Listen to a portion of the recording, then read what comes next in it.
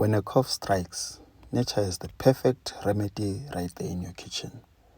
Hi everyone, let us make onion and honey cough syrup. For your ingredients, you only need 2, onion and honey.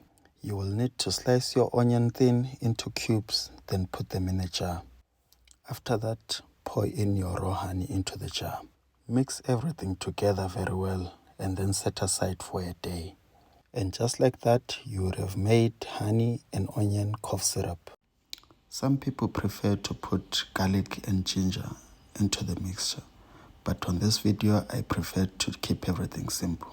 Follow us for more homesteading and farming tips. Let's do this.